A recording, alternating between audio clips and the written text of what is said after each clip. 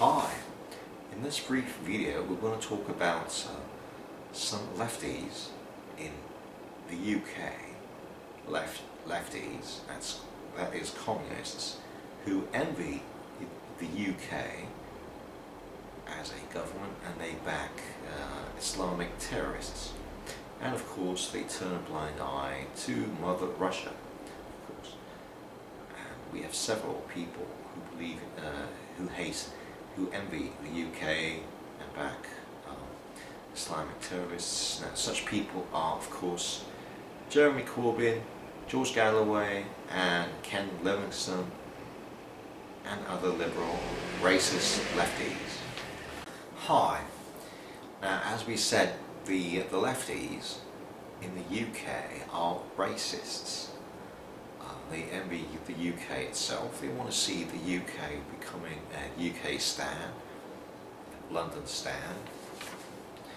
And one of these racists is, of course, Jeremy Corbyn, Galloway, George Galloway of Bradford, Ken Livingston, and others. Now, Jeremy Corbyn, the leader of the United Kingdom's Labour Party, and the Labour Party doesn't even want him to be the leader of the Labour Party.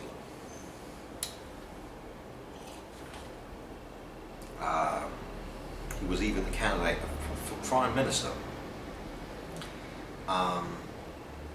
So what he did was, Jeremy Corbyn attended a highly controversial anti-Israel rally at Trafalgar Square in May 2002 that included members of radical Islamic groups such as Al-Mukhayirun and Hezbollah.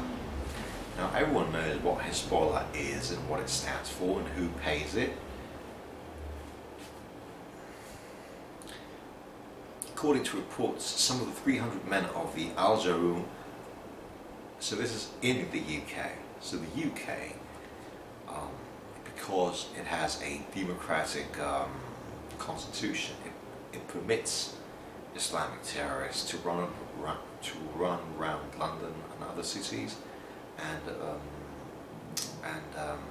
try to harm the UK itself. So let's say that again. So terrorists, when they're in London, because it has a democratic constitution, it permits the fanatic Muslims who hate the UK to run around the city and shout Al-Quds and all that. And the lefties always stand by their side for some reason. And it's not really hard to guess why. So 300 of the men of the Mukhayirun were dressed as mock suicide bombers. Suicide bombers in England. So we're talking jihad in England with the official approval of the state. And they held placards pleading Palestine is a Muslim. And there's no such country as, of course, there's no such thing as Palestine. And even the Arabs admitted themselves. And they chanted, "Skud, Skud, Israel, gas, gas, Tel Aviv," along with a vocal support for Al-Qaeda leader Osama bin Laden. That was in 2002.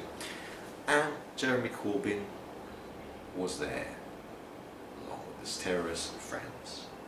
Wow.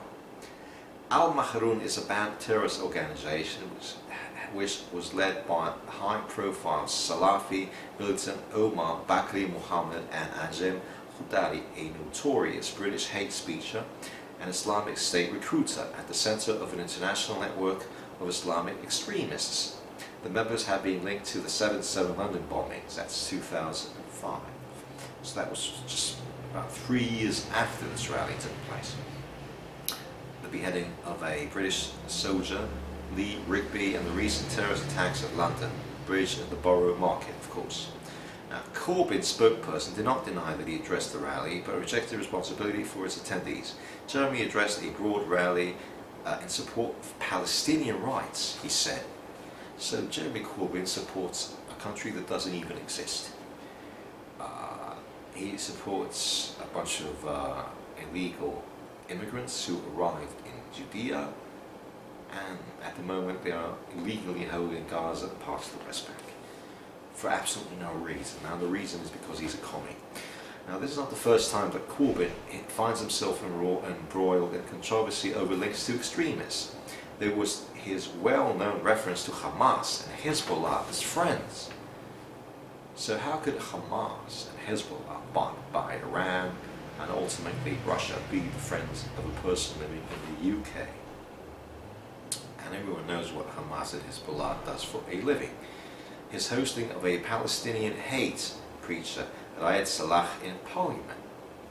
He shared a stage with Diyad Abu Yahaz, a Lebanese activist, who said Europe had made the call to the Holocaust and Jew worshipping its alternative religion. That's Hezbollah again. So what's he doing with the Hezbollah? He donated money to an anti-Israeli group led by Holocaust denier.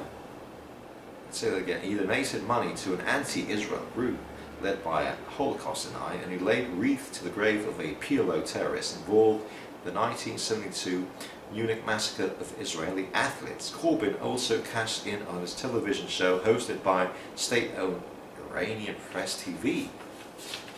Wow, why on earth would Jeremy Corbyn do a thing like that? Unless, of course, he was a communist who envies and hates the UK and he likes Islamic terrorists.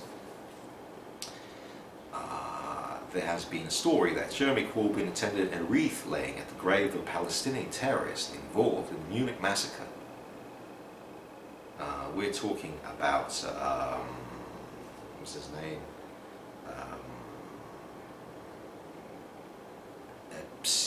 Adef Psieso.